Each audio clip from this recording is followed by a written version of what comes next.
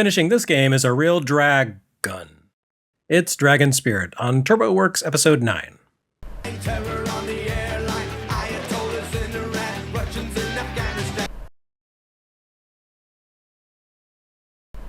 We should talk about May 15th, 1987. Now, if you were to look up that date on one of those This Day in History websites, you probably wouldn't think much of it. Now, that was kind of a dud of a day, historically speaking. The big news was that the Joan Rivers show aired its final episode, which would surely come as a surprise to the billions of people living today on Earth who had no idea that there was a Joan Rivers show. If, well, that happened, were a day in history, May 15th, 1987 would be it. That is, unless you have an interest in arcade games. On May 15th, 1987, not one, but two major cabinets hit Japanese arcades for the very first time.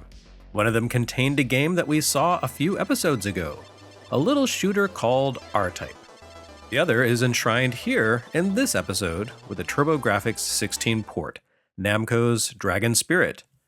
So you have to imagine that for shooter-obsessed arcade rats hanging out in some Tokyo game center, May 15th, 1987 was the kind of day where they wandered into their favorite coin-op haunt and found themselves assaulted by a sensory overload of shooter greatness.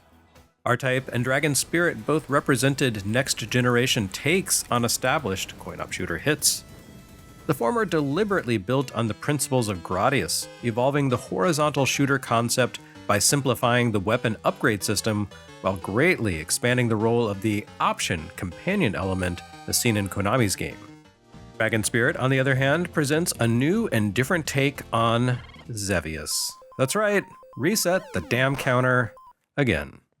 But Jeremy, you protest, so many shooters are just a new and different take on Xevious.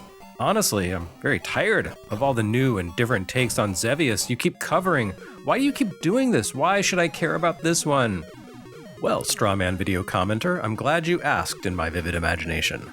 The simple answer is that every other new and different take on Xevious that we've seen here through the years has amounted to a case of other developers lifting Namco's ideas and hoping to sponge off of Namco's success. What makes Dragon Spirit notable is that it was created by Namco. This is not a ripoff, it is an actual evolution. Honestly, if you hold Dragon Spirit side by side with R-Type, it does seem awfully quaint, stodgy even. The R-Type, Irem produced one of the most visually arresting shooters of the 1980s, loading it down with interesting set pieces and memorable combat encounters.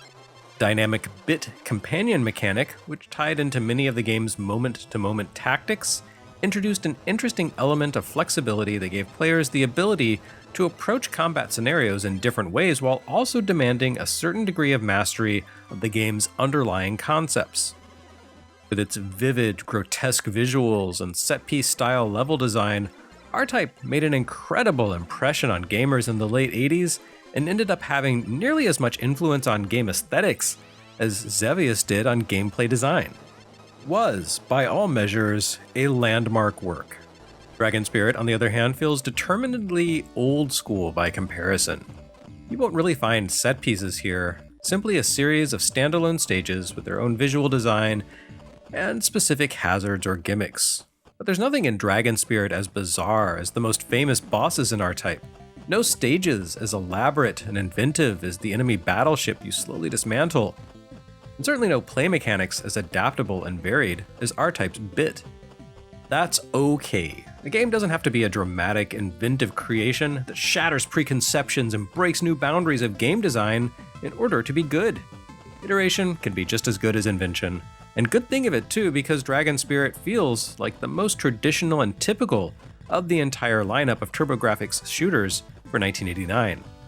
Compared to something like Blazing Lasers or even Sidearms, a game whose arcade version actually predates Dragon Spirit, this is downright old-fashioned gaming, a slightly enhanced take on Xevious that largely gets by on its unusual theme and design. Which, to be fair, really do make for a pretty unique kind of shooter. Unlike just about every other shooter we've ever seen here on any platform, Dragon Spirit doesn't put you in control of a little spaceship or even a little guy who flies around blasting stuff. The only thing we've really seen like this has been The Adventures of Dino Riki, and this is way better. The title says it all. In Dragon Spirit, you play as, yes, a dragon. Well, I suppose technically you do play as a little guy. Amur, a courageous prince who raises his sword to the heavens and transforms into a dragon. And not just a dragon, a potentially multi-headed dragon. Imagine that Prince Adam could raise his sword and transform not into He-Man, but rather into King Ghidorah, and you have yourself a pretty good sense of Dragon Spirit's theme. This is both the central strength and the primary weakness of Dragon Spirit. On one hand, the idea of a weirdo fantasy shooter that mixes medieval fantasy with a sort of prehistoric primeval vibe and blaring heavy metal music is really interesting and feels more like something out of the British comics magazine 2000 AD than it does a work from the company behind Mappy and Pac-Man.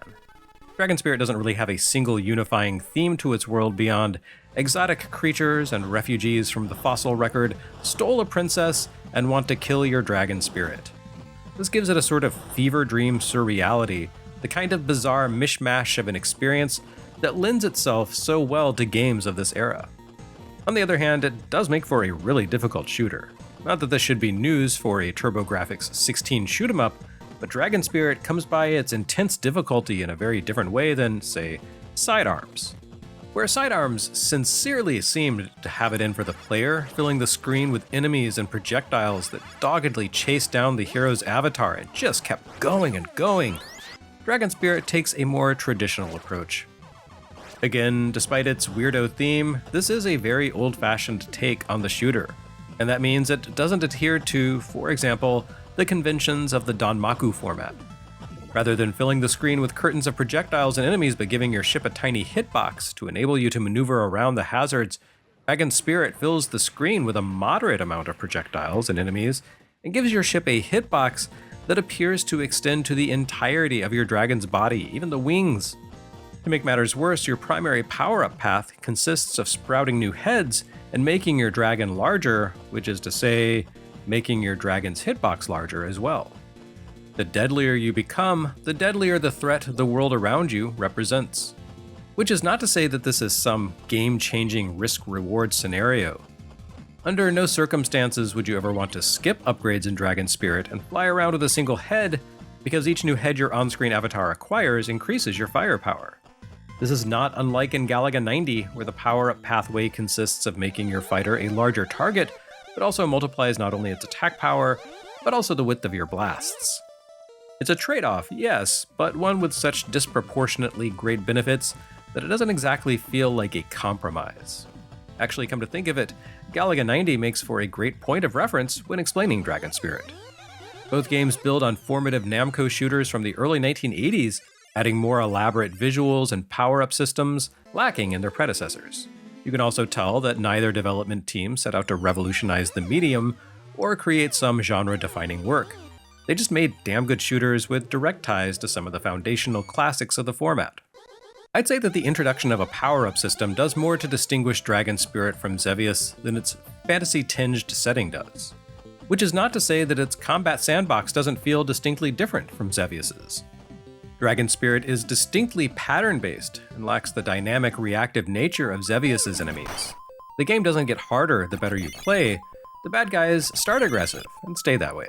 They move faster, home in on your position frequently, and ground-based hazards fire projectiles freely.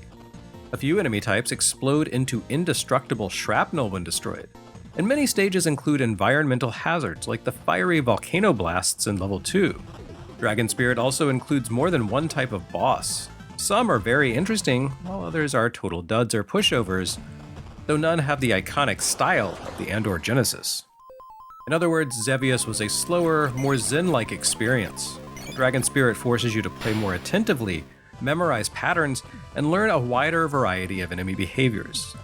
But ultimately, what Dragon Spirit really wants you to do is to earn power-ups and never, ever let them go. A triple-headed dragon unleashes both a triple stream of air-to-air fire straight ahead to clear out flying threats, and a triple-wide air-to-ground bomb blast at terrestrial foes. I did say this was like Xevious. Losing those upgrades makes the game a whole lot harder, though there is a tactic that involves collecting a special power-up spell that shrinks your dragon to half size, making it harder to hit while also stripping away your head upgrades.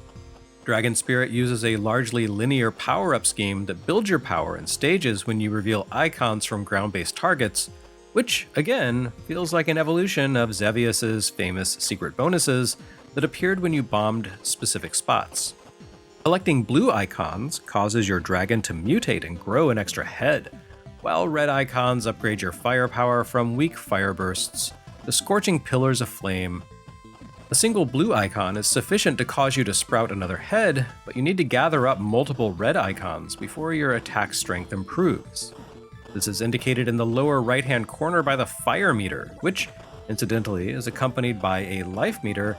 Unlike in Galaga 90, each upgrade increment acts independently from your hit points. You can take 3 hits per life before you die. If you take damage while upgraded, you'll lose a head and some firepower. But you can die while at triple power if that happens to be your last health point. But at least you don't die to a single shot. And good thing, too, because Dragon Spirit is seriously unforgiving. It's one of those games that punishes you for messing up. When you fly around at full power, you can plow through hazards unimpeded, but the instant you make a mistake, you're SOL, downgraded to wimpiness. And it's really hard to come back from one of those errors. You will not be surprised to learn that I used an infinite health cheat to record most of this footage because I simply can't make it past stage 3 by playing fairly. I would wager that most people can't get much further than that either without intense training and commitment. You can also acquire magic spells that give you temporary homing shots, clear the screen with an earthquake, or, again, make your dragon teeny tiny. Yet even those don't do that much to even the odds. Dragon Spirit seemingly has a reputation among Japanese arcade fans as massively difficult, and the consensus in the reviews I've read seems to be that the TurboGrafx 16 version mitigates the difficulty somewhat. It still seems plenty tough to me, but I do think that the change from a vertical to horizontal orientation changes things up a bit.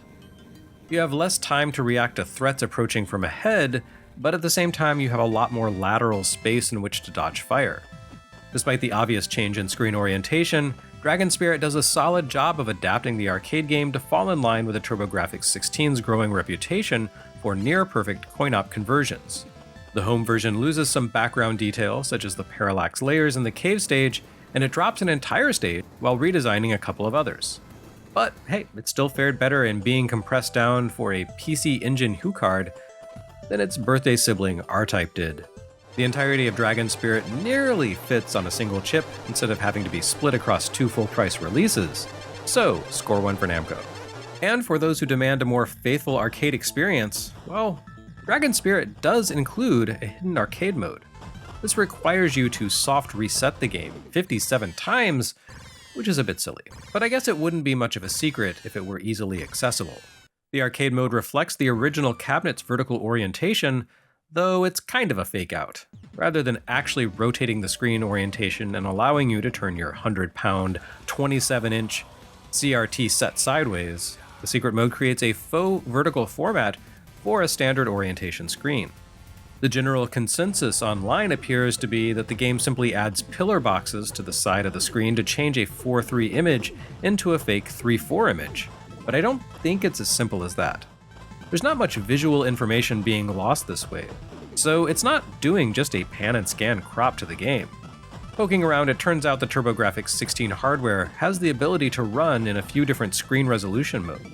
Not totally unlike the Super NES would, though there's nothing as fancy as Mode 7 here, or even the high-res mode that Rebecca Heinemann used for RPM racing. The TurboGrafx hardware couldn't really change its vertical resolution, but it could display higher horizontal resolution than the standard 256 pixels. To my eye, it looks like the arcade mode shifts into one of those higher resolution modes so that it can display most of the stage layout information while creating the illusion of being a vertical shooter. Whatever the case, the arcade mode option doesn't encompass a true or perfect arcade port. The levels remain the same as in the standard TurboGrafx 16 mode. There are no added parallax effects that I can see, and enemies and patterns remain the same. It just seems a little more faithful due to the fake orientation and the fact that the compressed graphics look to be running in higher resolution than the console's standard. The TurboGrafx sequel to Dragon Spirit, Dragon Saber, would include a similar secret, though it only required players to soft reset 30 times instead of 57. That's called progress. Overall, I'd rate this as the weakest of the TurboGrafx 16's launch window shooters. Normally that might come off as a harsh condemnation, but the launch window shooters for this system have been kind of incredible. This is by no means a failure of a game, it's simply the least awesome of a brilliant bumper crop, and there's certainly no shame in that. Again, Dragon Spirit has a sort of old-fashioned vibe compared to its contemporaries on the system, and that's fine. It just means that the TurboGrafx 16 had something for everyone, provided that everyone likes shooters.